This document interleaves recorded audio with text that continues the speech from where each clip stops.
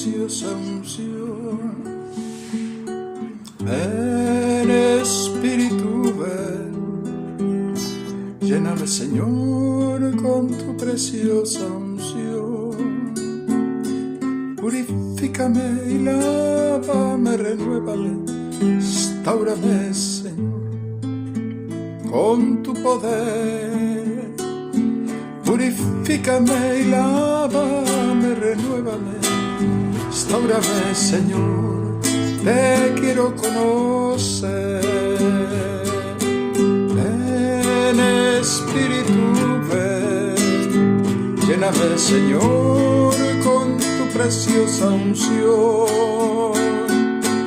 Ven Espíritu, ven, lléname Señor con tu preciosa unción. Purifícame y lávame, renuévame, restaurame Señor con tu poder. Purifícame y lávame, renuévame, restaurame Señor, te quiero conocer. Señor, te quiero conocer. Gloria a Dios, gracias Señor.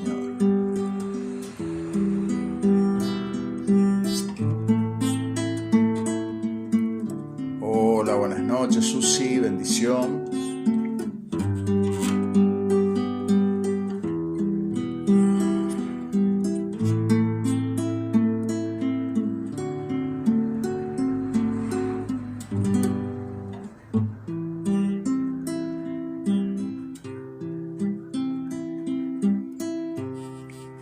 Levanto mis manos, aunque no tenga fuerzas. Levanto mis manos, aunque tenga mil problemas. Cuando levanto mis manos, comienzo a sentir una unción que me hace cantar. Cuando levanto mis manos, comienzo a sentir el fuego. Cuando levanto mis manos, mis cargas se van. Nuevas fuerzas tú me das. Todo esto es posible, todo esto es posible. Cuando levanto mis manos,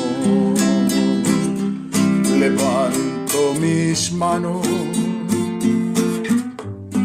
aunque no tenga fuerzas. Levanto mis manos, aunque tenga mil problemas. Cuando levanto mis manos, comienzo a sentir una unción que me hace cantar. Cuando levanto mis manos, comienzo a sentir el fuego. Cuando levanto mis manos, mis cargas se van. Nuevas fuerzas tú me das. Todo esto es posible, todo esto es posible. Cuando levanto mis manos. Gracias Señor, bendito Dios, amado.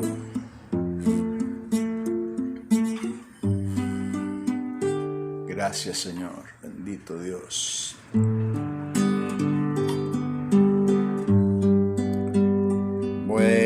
Buenas, Carmen, Dios bendiga, bendiciones. Raquelita Chaparro, Dios te bendiga. Muchas bendiciones para cada una de ustedes. Estamos ya en tiempo de bendecir. Qué buena y qué grato es el poder estar juntos en un devocional más, en un estudio más, para adorar y bendecir al Señor, esperando que Él nos visite. Ana María, bendiciones, Dios bendiga. Dios manda lluvia, derrama de tu espíritu,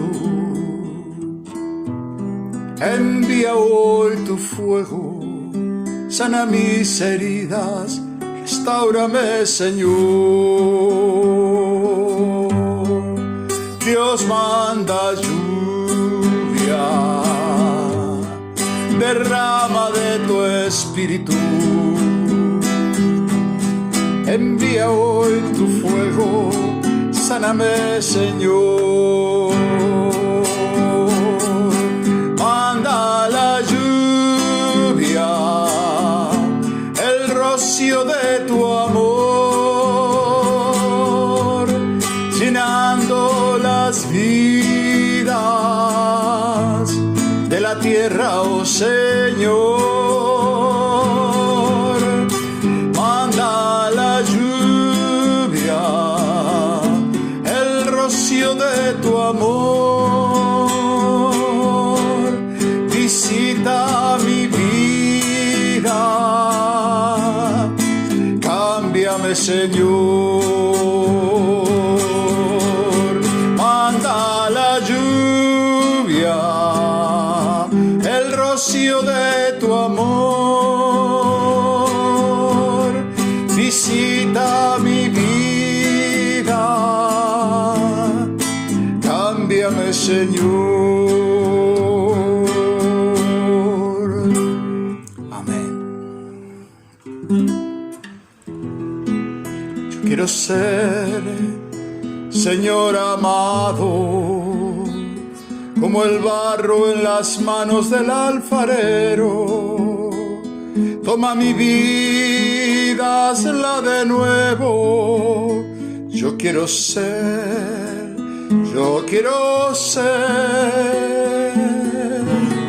un vaso nuevo. Quiero ser, Señor amado, como el barro en las manos del alfarero. Toma mi vida, hazla de nuevo. Yo quiero ser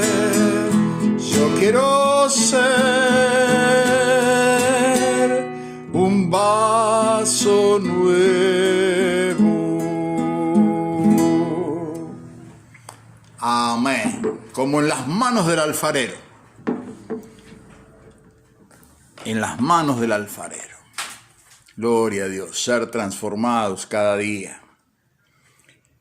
Y eso estamos estudiando, estamos viendo en estos días este estudio que hemos llamado justamente En las manos del alfarero, partiendo de aquella palabra de Jeremías que se encuentra en el capítulo 18, donde el Señor hace mención a través del profeta Jeremías a esta palabra. Así que si usted tiene la Biblia ahí a mano, yo le invito a que la vaya abriendo ahí en el capítulo 18 de Jeremías para introducirnos en el tema, y vamos a estar orando nuevamente en este día en gratitud al Señor. Padre, muy agradecidos por este tiempo de gracia, de misericordia, tiempo donde podemos ser escuchadores de tu palabra, donde podemos sentarnos a escuchar qué tienes que decirnos a través de tu palabra, a través de tu enseñanza. Por eso es que apelamos, Señor, a la presencia de tu Espíritu Santo en nuestras vidas, en medio nuestro, en esta charla que vamos a tener con los hermanos. Espíritu Santo, que tú tomes todo conocimiento, toda palabra, todo pensamiento. Y, Señor, que podamos ser instruidos para bendición de otros y para bendición de nuestras vidas. Señor, ayúdanos. Ayúdanos a ser instrumentos de amor, instrumentos de paz, instrumentos de gracia, instrumentos de justicia en tus manos. Señor, que podamos caminar en tu luz y poder reflejar la luz de Cristo en nuestras vidas. Señor, ayúdanos. Te necesitamos. Cada día necesitamos de ti, Señor. En el nombre poderoso de Jesús te lo pedimos, Señor. Amén y amén. Damos gracias a Dios por este tiempo y vamos a leer aquí en Jeremías para introducirnos nuevamente la palabra. Dice: palabra de Jehová que vino a Jeremías diciendo: levántate y vete a casa del alfarero, allí te haré oír mis palabras. Y descendí a casa del alfarero, y aquí que el que trabajaba sobre la rueda, y la vasija de barro que él hacía se echó a perder en su mano, y volvió y la hizo otra vasija, según le pareció mejor hacerla. Entonces vino a mí palabra de Jehová, diciendo: ¿no podré yo hacer de vosotros como este alfarero, oh casa de Israel? ¿No podré yo hacer con vosotros como este alfarero o iglesia? ¿No podrá el Señor moldear el barro? Por supuesto que sí, Él es el Señor, es el Creador. Y ayer estuvimos viendo el tema de las vasijas, ¿no? Cuando decíamos que hay vasos de misericordia, hay vasos de honra. Y hoy vamos a ver otro tipo de vasos que hay en la palabra, que es el vaso escogido, aquel que es escogido por el Señor. Vimos que un vaso de misericordia era el que se ponía en el camino para recordarles, para que los caminantes cuando venían con su cansancio tuvieran agua fresca y que hacían un trabajo que tomaban, ¿no es cierto?, aquellos que ponían esas vasijas, de cambiarle todos los días el agua para que hubiera agua fresca. Y lo mismo el vaso de honra, que era aquel que se ponía en las entradas de las casas para honrar al visitante, para quitarle la carga del camino, ¿no? Y veíamos precisamente que en la iglesia del Señor debemos ser vasos de honra y vasos de misericordia. ¿Para qué? Para aliviar al caminante y para quitar el peso y la carga, aquella que se viene acumulando a diario, en el diario andar, ¿no? Y cuando nosotros prestamos el oído y ponemos nuestro corazón empático en el problema de la otra persona, podemos ser un instrumento de bendición. Y hacíamos y resaltábamos en el video de ayer el tema del servicio. Ahora vamos a ver otra faceta del vaso escogido.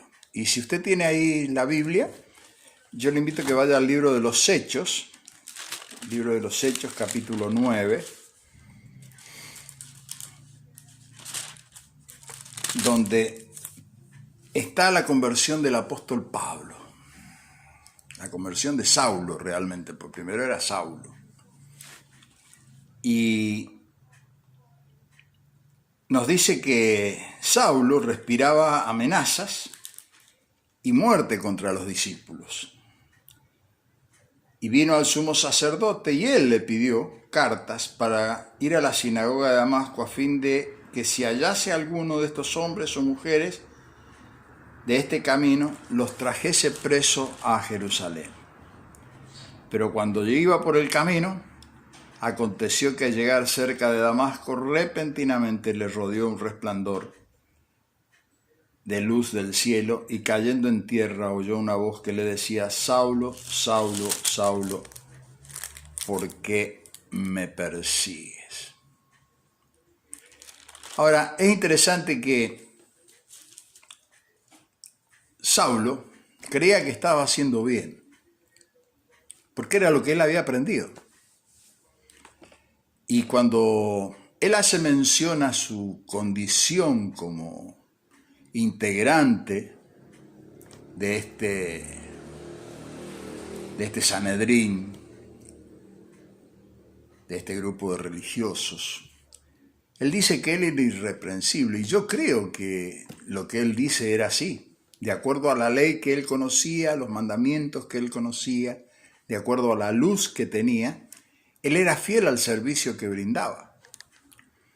Bueno, y en ese servicio él entendía que había que perseguir a estos alborotadores que eran los cristianos, y salió convencido de que estaba haciendo bien, hasta que se le aparece el Señor y lo derriba del caballo. Y él cuenta, ¿no? Mucho tiempo después está contando esto. Él cuenta que el Señor le dijo, ¿por qué me persigues? Claro, él estaba persiguiendo a sus discípulos. Quien persigue a un discípulo del Señor, persigue al Señor. Usted no se haga problema cuando se meten en contra suyo. No se están metiendo en contra suya. Se están metiendo con aquel que lo envió. Y ya va a haber un momento donde van a tener que caerse del caballo. No anhelamos que nadie se tenga que caer del caballo. Pero si el Señor lo determina, así será. Pero Él va a salir en defensa nuestra. Seguramente, ciertísimamente, que va a salir en defensa nuestra.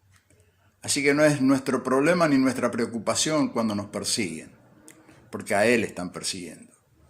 Ahora, fíjese que es interesante lo que le dice el Señor más adelante. Dice en el versículo 10, dice, había entonces en Damasco un discípulo llamado Ananías, a quien el Señor dijo en visión, Ananías, y él le respondió, heme aquí, Señor.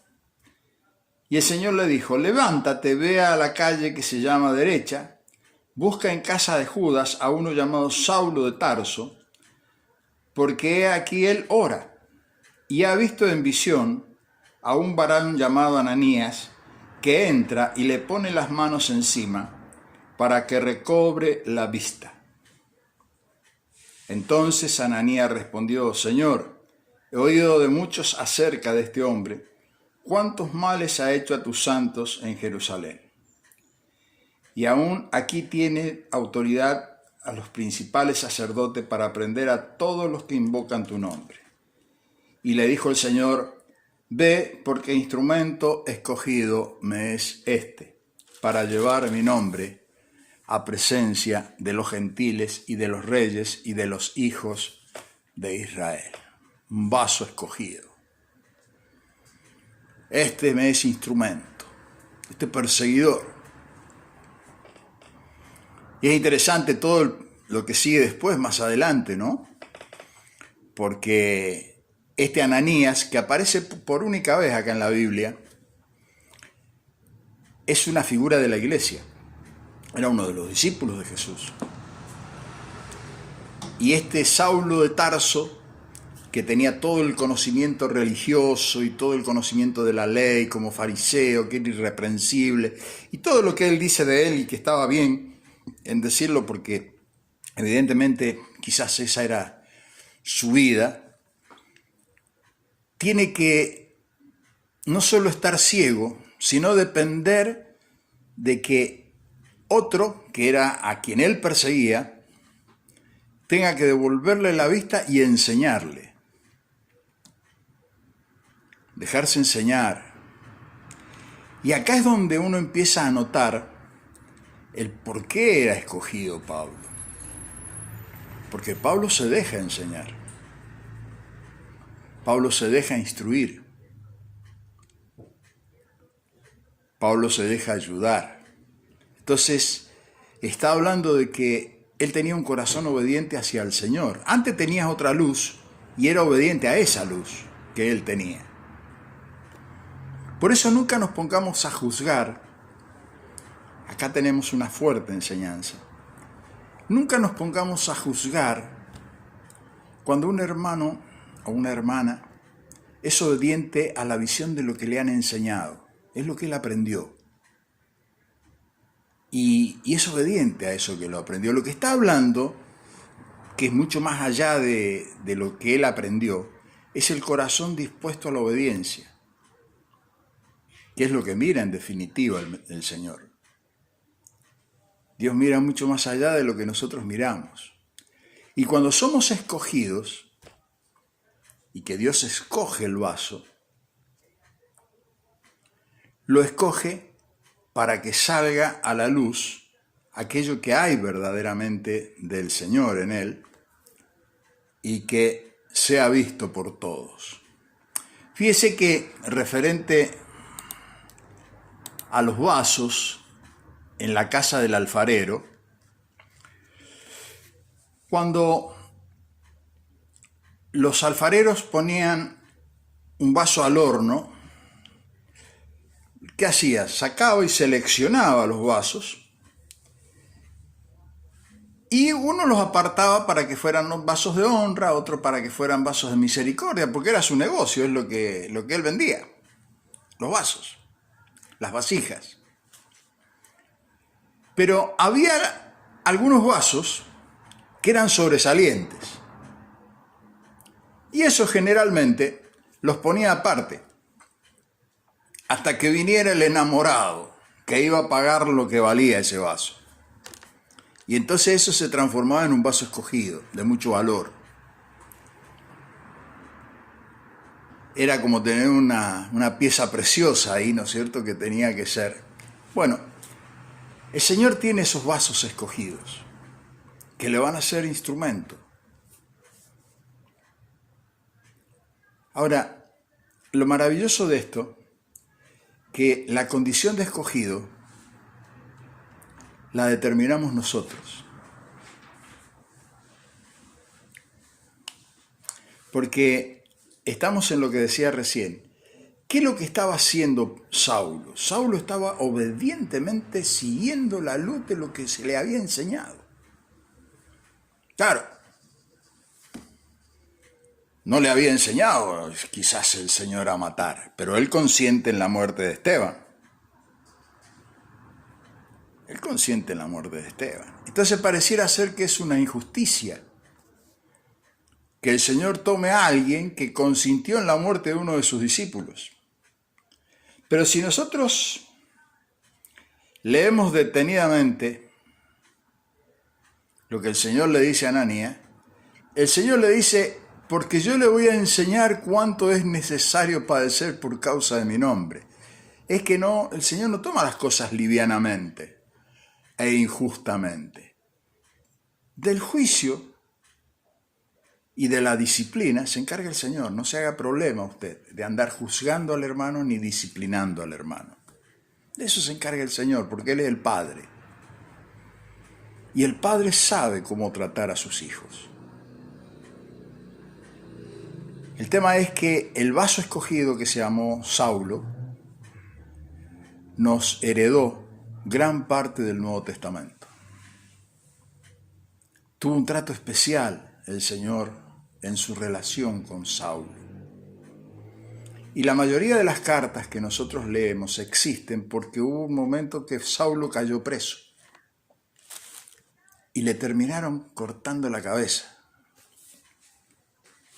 Pero previo a eso, tuvo la oportunidad de enviar estas benditas cartas que hoy nos iluminan, nos enseñan, nos instruyen y nos capacitan. Hoy hablaba con un querido hermano que lo veo ahí que está, Jesús, amigo fiel, y me enviaba él unos en su página de Facebook, algunas personas que él está siguiendo. Y yo le decía al hermano, hay gente que enseña sobre la palabra. Yo estoy enseñando sobre la palabra. ¿Y cuál es lo que le compartía al hermano? Una experiencia que me fue válida en un momento, enseñada por un querido hermano, el pastor Eduardo Villagra, que hace muy poquito yo les comenté, partió a la presencia del Señor por esta cuestión del COVID. Y Eduardo, en una oportunidad hablando de estos temas, me enseñó esto. Me dice, ¿te gusta el pescado, Roberto? Sí, me encanta el pescado. Dice, bueno, escuchar la predicación de otra persona o escuchar la enseñanza que da otro predicador, o leer un libro escrito por un predicador o un pastor o un escritor cristiano, está dentro de la luz que la persona recibió y escribe y predica eso. Pero él me decía, pero yo aprendí que es como comer pescado. El pescado, al que le gusta, es riquísimo, pero cuidado, tiene espinas. Entonces el Señor y el apóstol Pablo, a través de la palabra, nos enseña que debemos escudriñarlo todo y retener lo bueno. ¿Y qué es lo bueno? Lo que me edifica. Cuando yo escucho una palabra de alguien que me violenta o me manipula o trata, ¿no es cierto?, de que yo lo siga a él y no a Cristo, yo tengo muchísimo cuidado con eso. Porque muchos utilizan aquella palabra de que hay que honrar al profeta, de que hay que honrar al pastor, de que hay que honrar al líder. Y está bien, hay que honrarlo, porque al que honra, honra, y al que merece honra, honra. Pero nunca la palabra me enseña de que yo tengo que seguirlo a él. Yo tengo que seguir al Cristo que está en él, porque soy discípulo de Cristo. Y hay que tener mucho cuidado con esto, porque ese es el espíritu que va a manejar el tiempo del anticristo, va a manejar eso. Él va a manejar eso. Toda esta humanidad en este momento está a punto de caramelo para que aparezca algún iluminado, pero con mucho poder, a quien puedan seguir. Porque el ser humano necesita seguir a alguien.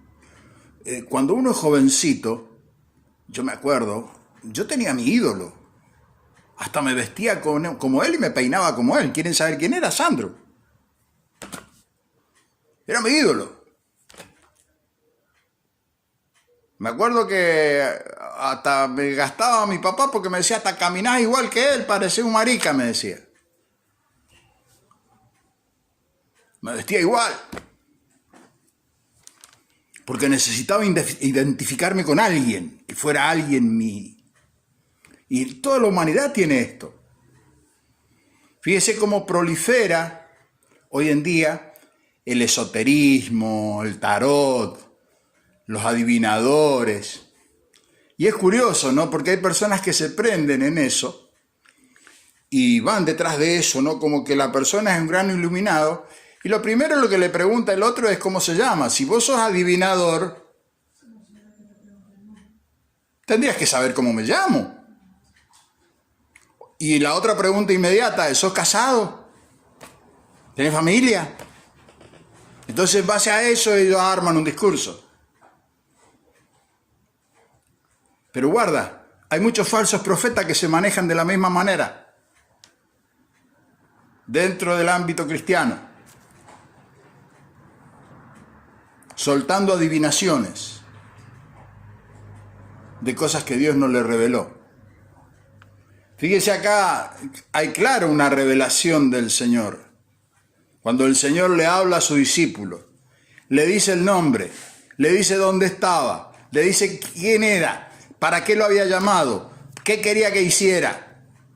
Cuando Ananías llega frente a Saulo, sabía frente a quién estaba, no venía como un adivino, venía como un discípulo, sabiendo quién lo guiaba.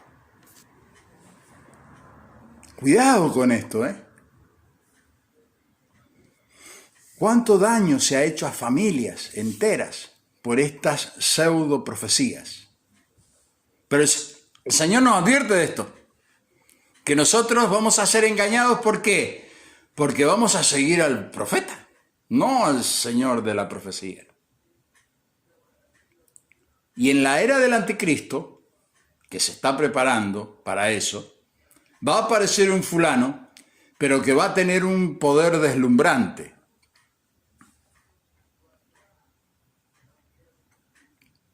Y que el Señor le va a permitir que haga esto. Usted dice, pastor, está loco de lo que está diciendo. No, lo invito. Busque la primera carta de Tesalonicenses.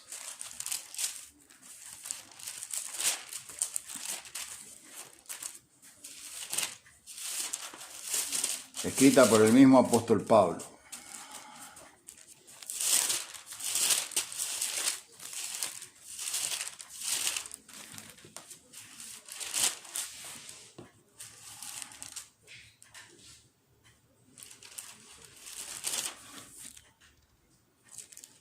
Perdón, la segunda carta. Pero con respecto a la venida de nuestro Señor Jesucristo y nuestra reunión con Él, os rogamos, hermanos, que no os dejéis mover fácilmente de vuestro modo de pensar, ni os conturbéis ni por espíritu, ni palabra, ni por carta, como si fuera nuestra, en el sentido de que el día del Señor está cerca. Nadie os engañe en ninguna manera, porque no vendrá sin que antes venga la apostasía y se manifieste el hombre de pecado, el hijo de perdición. El hombre de pecado, el hijo de perdición, es el anticristo. Pero antes de eso, dice, va a haber una gran apostasía. Y que ya se está empezando a gestar esa gran apostasía. Porque el anticristo, cuando se manifieste, va a venir acompañado de un falso profeta, un religioso, que va a generar que todas las religiones del mundo sean una sola. Y todos juntos, como una sola religión, van a caer en el engaño de adorar a ese hombre como un dios. El día que él se siente en el templo de Jerusalén. Serán engañados aún los escogidos, dice la palabra. Porque no irán detrás del Cristo, sino detrás de las luces de ese hombre. Entonces, ¿dónde está el caldo virulento del espíritu del anticristo? Cuando yo, hombre de Dios, o usted, mujer de Dios, impulsan los hermanos que los sirvan a usted y no al Señor. Cuando usted manipula el corazón de la gente y le hace sentir a la gente que el que tiene que ser servido es usted. Está así, ser cortado. No caigamos en ese error. Porque es una manipulación diabólica esa. ¿Yo debo honrar a mi pastor? Sí, amén. Honrar a los líderes, sí, amén. Pero debo honrar a cualquier hermano cristiano que se precie como hijo de Dios, porque Cristo habita en él. Debe ser honrado por el Cristo que está en él. Porque en definitiva el que debe ser honrado es el Señor. El que debe ser glorificado es el Señor. Cuando ponemos la institución por delante, como la gran panacea, ¿es necesaria la institución religiosa? Sí, en esta tierra es una organización necesaria. Porque es la forma que tenemos de nuclearnos, de aglutinarnos, de servir al Señor juntos. Pero nunca la institución es más importante que Cristo. Cuando la ponemos por encima, estamos en el mismo espíritu que el falso profeta. Porque estamos dando una falsa enseñanza. ¿Es importante la institución? Sí, es importante. Es hermoso el lugar que me ha tocado, la heredad que me ha tocado. De poder compartir juntos, estar juntos, es hermoso. Pero por el Cristo que habita en ella, el hermoso es el Cristo que habita en ella. Cuando se invierte la cosa, ¿qué es lo que sucede? Aparecen las sectas, aparecen los manipuladores del corazón, los mercaderes de la fe. Los que utilizan la palabra para autoenriquecerse a costa de la fe de muchos. Y a veces lo hacen sin darse cuenta, porque es lo que le enseñaron. Pero nos enseña así el Señor. Medite usted. ¿Estamos en esta tierra para ser servidos o para servir?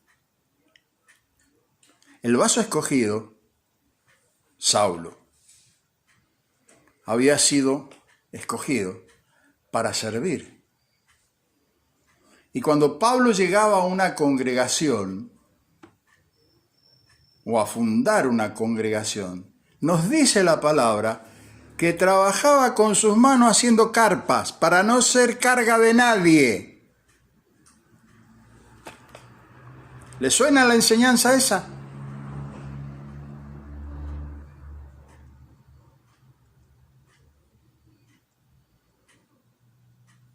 No estaba esperando. Ahora, ¿le daban los hermanos? Sí, le daban. Lo ayudaban, le sembraban. Pero nacía del corazón de los que voluntariamente querían servir al Señor para que la obra se expandiera. Pero él, en lo personal, no quería ser carga de nadie.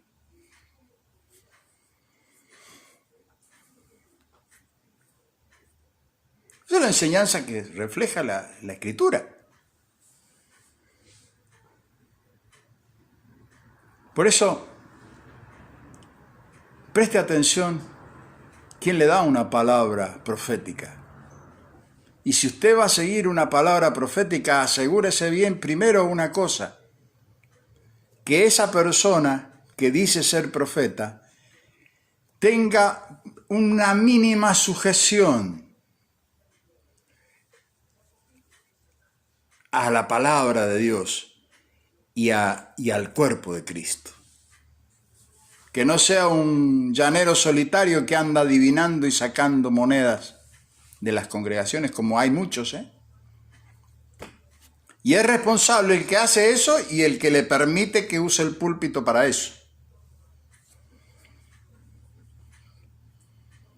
Cuidado, tengamos cuidado. ¿Qué necesidad tengo yo de saber en mi futuro si mi futuro está en las manos del Señor? Y si yo estoy en las manos del Señor, yo sé que mi futuro está seguro. ¿Para qué andar adivinando el futuro? ¿Para anticiparme a qué? ¿No medito nunca en esto? ¿Por qué tengo que ir detrás de una palabra a ver qué me dicen de lo que me va a pasar?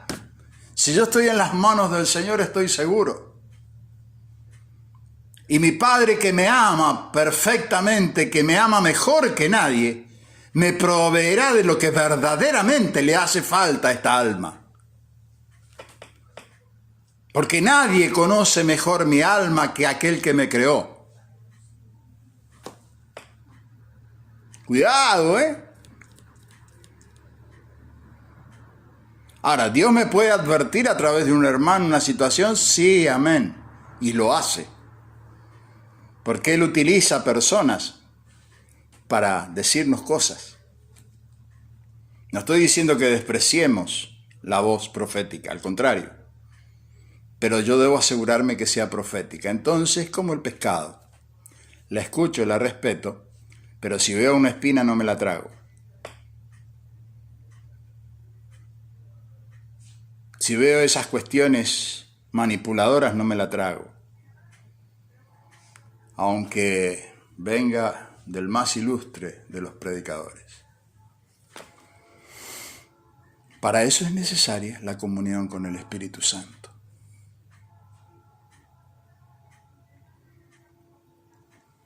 Para eso es necesaria la oración. Para eso es necesaria una vida entregada y rendida al Señor. Para no ser engañado, porque vienen tiempos muy difíciles, donde nos van a engañar, nos van a querer engañar. ¿Para qué? Para que neguemos nuestra fe. Porque Satanás necesita que se produzca una gran apostasía. ¿Qué es apostasía? Negación de la fe. ¿Quién necesita esa negación de la fe? El inicuo, que viene por obra de Satanás. Necesita esa calidad de cristiano. Entonces, hay señales, muchas señales. Hay muchas señales. En el tiempo del Señor hubo señales. ¿Y cuál es la señal para nosotros? Una de ellas dice que será como en los días de Noé. ¿Qué característica tenían los días de Noé? Noé estuvo una carretelada de años predicando y nadie le creyó. Había total indiferencia con el mensaje que él traía. Solamente su familia le creyó. Entonces el Señor Jesús dice, el final de los tiempos serán como los días de Noé, se estarán dando en casamiento y todo, ¿no es cierto? Pero será como los días de Noé. ¿Qué es lo que va a crecer en este tiempo que preanuncia esta apostasía? Este mundo, el que estamos viendo, el testimonio de este mundo que estamos viendo, nos está preanunciando eso. Mire el testimonio que está dando este mundo, el fruto. Últimamente hasta leyes hay para prohibir todo lo que tenga que ver con Dios. La total indiferencia. Qué dolor que causa cuando uno ha estado años sirviendo al Señor y ve que sus hijos o sus nietos no quieren saber nada con el Señor, están infectados por esa señal. Y no nos queremos dar cuenta de eso. Y seguimos insistiendo que la institución es lo importante. Sí, la institución es importante, hermano. Pero mucho más importantes son las almas de tus hijos y tus nietos, que tendrían que estar con el Señor para que no se pierdan. Pero claro, hemos creído el mensaje de que no hay infierno, de que no va a pasar nada, de que la gracia es permiso para vivir de la mejor manera y la más feliz manera posible, total estamos perdonados. Hemos creído todo ese mensaje. Se ha introducido en la iglesia ese mensaje.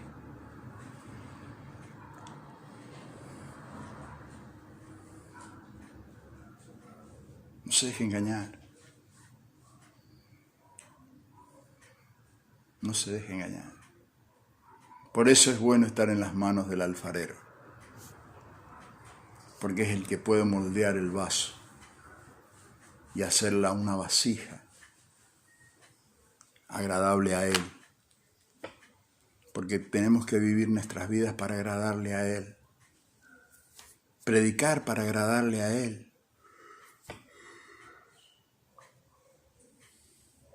El otro día me decía una persona, es muy antipático lo que usted predica. Yo no predico para ser simpático, mi hermano.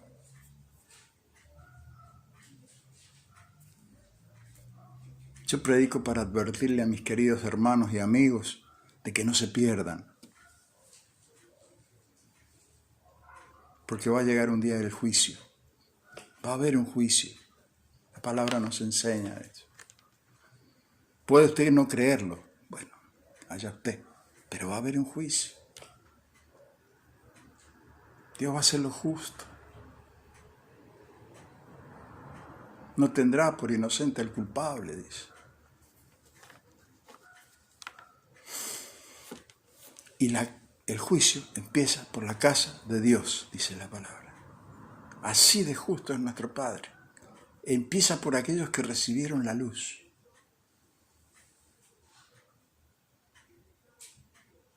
Yo le creo al Señor. Cada uno es libre de creer en quien quiera.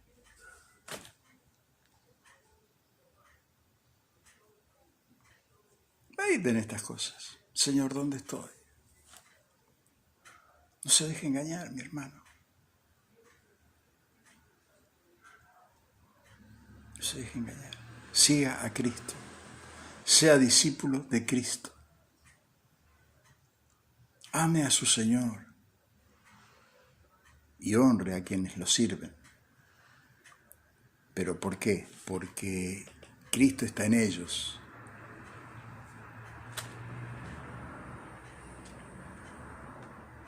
Cuidado, es muy delgada la línea para ser engañados.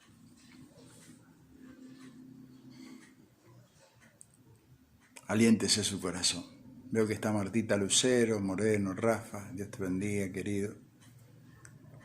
Ana María, Dios bendiga, Jesús. Dios les bendiga. Y tenga completa paz. Si habita Cristo en su corazón, usted no necesita ningún adivino. Pregúntele a Él. Y Él le va a traer su palabra.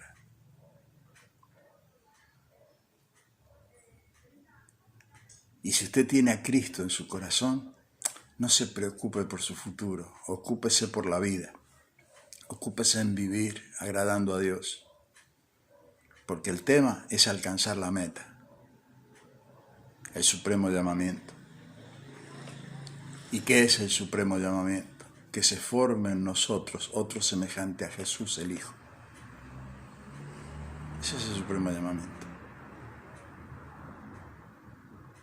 No se escape por otras cosas. Siga a Cristo. Puesto los ojos en Jesús, autor y consumador de la fe. Él la da la fe, Él la consuma en nosotros. La fe viene de Dios y vuelve a Dios.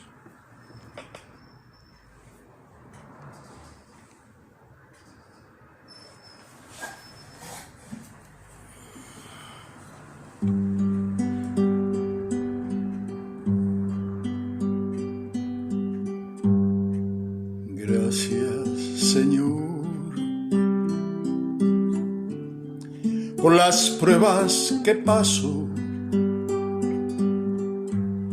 porque veo que crezco al seguirte a ti. Gracias, Señor, porque en este proceso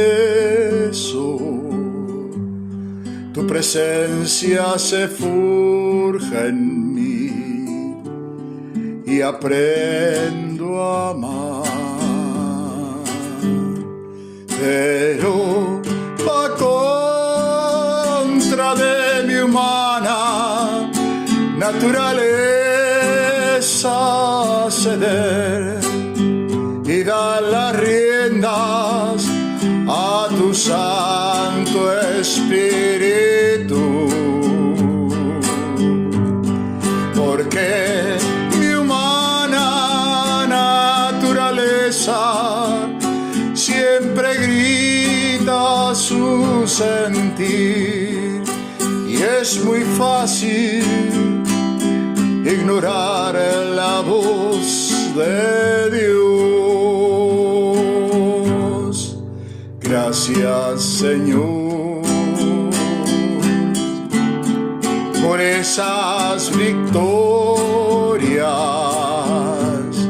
que me das cuando entrego todo mi ser a ti. Tú prometes, Dios, que en la tentación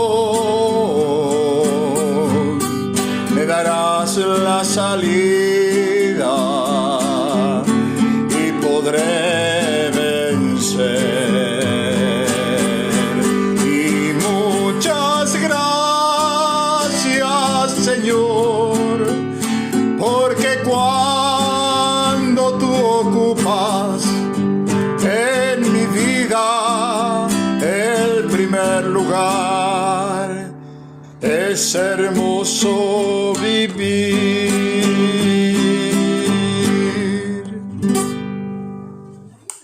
Amén. Si estamos unidos a Él y le permitimos al Espíritu Santo que nos haga uno con Él, lo más importante que nos va a suceder en el final de los tiempos, que donde Él esté, ahí vamos a estar nosotros. Y no hay cosa más bella que eso, tener esa certeza, que voy a estar donde esté mi Señor. Y eso me libra de toda ansiedad, de toda angustia, de todo esto de querer saber qué va a pasar mañana. Y si Dios me quiere mostrar algo del mañana, que sea Él el que me lo muestre.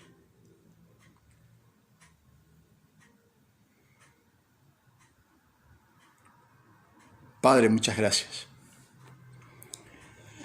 Muchas gracias por tu palabra, muchas gracias, Señor, porque podemos acercarnos a ti y podemos, Señor, verdaderamente seguir confiando en tu amor, en tu gracia, en tu misericordia, en el perdón de nuestros pecados, en la limpieza que tenemos por la sangre de tu Hijo Jesucristo derramada en la cruz, por tener esta certeza preciosa de que tu Santo y bendito Espíritu cada día nos nutre de palabra, de vida, nos ayuda en nuestras debilidades y aun cuando nos equivocamos, Señor, podemos ver tu perdón y podemos ver tu guía, tu dirección. Por eso, Señor, es que te anhelamos tener una relación permanente contigo, Señor. Ayúdanos, Señor, te necesitamos. Aún para respirar te necesitamos, Señor. Somos tus hijos. Y oramos, Señor, por aquellos hermanos y amigos que aún no han podido entender, no han podido ver la realidad de tu perdón, de tu amor, de tu gracia, de la libertad que es la libertad en el Espíritu de poder agradarte a ti. Señor, que vengan a la luz, que sean transformados, para que puedan ser transformados a tu imagen y semejanza. Señor, ten misericordia de nosotros y ayúdanos, Señor, cada día, ayúdanos a que podamos ser luz en medio de la tiniebla, Señor, sal en esta tierra. Señor, bendito sea tu nombre, exaltado sea tu nombre. Y sean sanos aquellos que están enfermos, aquellos que están oprimidos, Señor, atormentados, sean libres ahora, en el nombre de Jesús te lo pedimos, Señor. Y Señor, muchas gracias por el bien y la misericordia, en el nombre poderoso de Jesús. Amén, amén, y que el Señor les bendiga. Dios mediante, mañana vamos a estar nuevamente, el jueves vamos a estar nuevamente con este estudio, ya terminando este estudio en las manos del alfarero. Por eso, sea bendito el nombre del Señor. Gracias, Señor. Se cayó justo la señal.